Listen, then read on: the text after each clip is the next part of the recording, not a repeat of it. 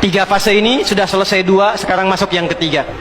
Maka yang ketiga ini, فَإِذَا جَاءَ وَعْدُ الْآخِرَةِ, maka jika datang janji Allah yang terakhir untuk mereka. Apa fase yang ketiga ini? Ada tiga bagian lagi. Satu, liyasu'u wujuhakum. Yang kedua, waliyadkhulul masjida kama dakhaluhu awwala marrah. Yang ketiga, waliyutabbiru ma'alahu tatbira. Ya. Satu sekarang sedang diperlihatkan, liyasu'u wujuhakum.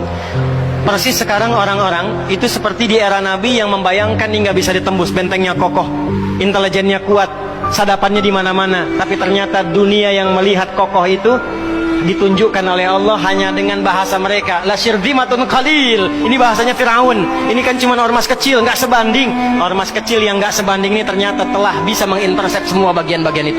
Dia bisa tembus bentengnya, dia masuk ke dalamnya. Liyasu'u wujuhakum.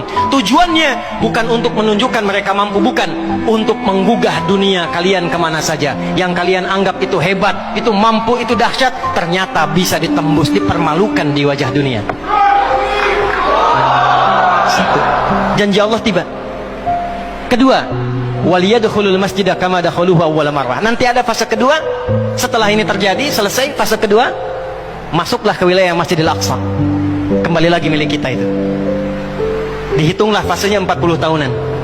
1987 fase pertama sekarang berjalan, ditambah 40 berapa? 2027. Itulah fase yang kedua, saat diharapkan paling puncaknya Masjidil Aqsa bisa kembali lagi. Nah, ini bukan main-main, ini bukan main-main. Hitungan fasenya. Antum lihat video viralnya Syekh Ahmad Yasin itu ketika menjelaskan itu. Saya tahu betul itu. Ya. Beliau hitung itu.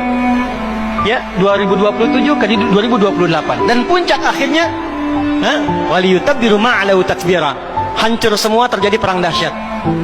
Hitungan saya sih tambah 20 tahun karena fasenya sampai 100 tahun. 40 tambah 40 tambah 20 100. Maka 2037. Silahkan cek orang-orang yang ada menghitung di pertahanan sekarang. Antum tanyakan pada yang di Lemhanas, pada di macam-macam.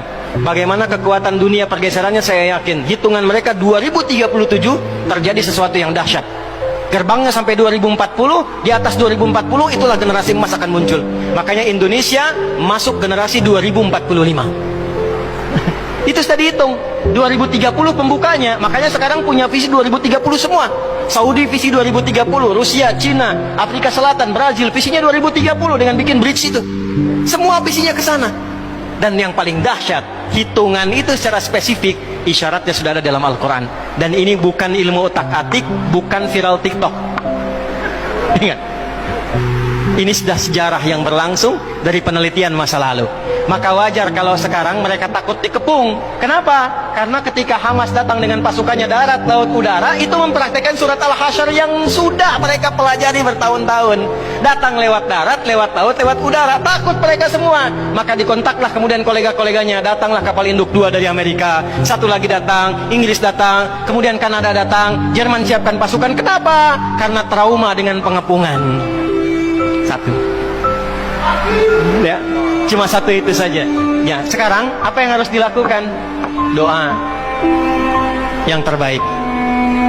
MUI sudah bikin fatwa, baru saya lihat fatwanya hari ini tuh. Fatwa nomor 83 tahun 2023. Kita nggak bisa berangkat ke sana, ya, jangan main-main, jangan potong-potong video saya.